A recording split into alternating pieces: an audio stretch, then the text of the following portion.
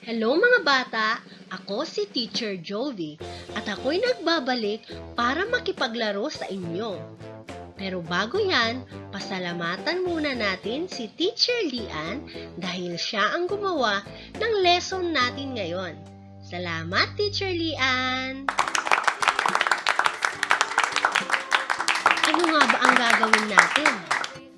Let's identify the object, letter, number, or word that is different in a group. Ibig sabihin, titignan natin at hahanapin natin ang mga naiiba. Handa na ba kayo? Maglaro tayo!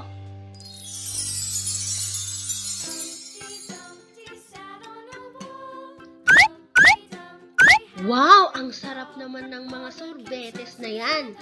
Alin kaya sa mga sorbetes na yan ang naiiba? Pero bago ka sumagot, lagyan muna natin ng masarap na cherry sa ibabaw.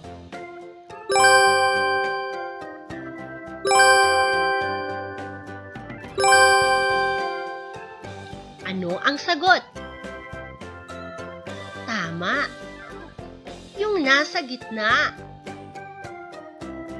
Aba, mga ulap! Ano kaya ang nasa likod ng mga ulap na yan? Aba, letrang A. Letrang A ulit. Letrang B. Letrang A ulit. Alin sa mga ito ang naiiba?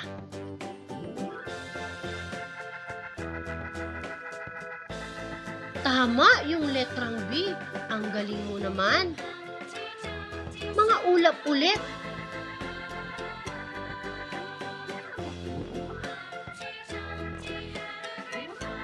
Alin sa mga ito ang naiiba?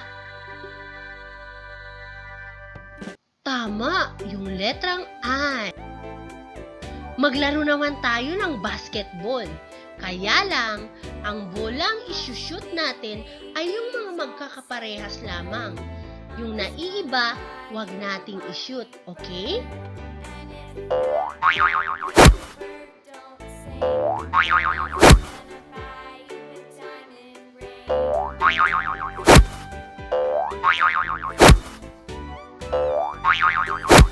Ang galing mo namang maglaro ng basketball. Alin sa mga numerong ito ang naiiba? Bilugan. Magaling. Alin naman sa mga numerong ito ang naiiba? Magaling. Alin sa mga numerong ito ang naiiba? Very good. Aba, mga diwata. Ano kaya ang gagawin ng mga diwata? Alam ko na, pupuntahan nila ang salitang naiiba. Basahin muna natin. Aso. Bata. Aso. Saan kaya pupunta ang diwata? Magaling! Basahin natin. Pila. Dila. Dila.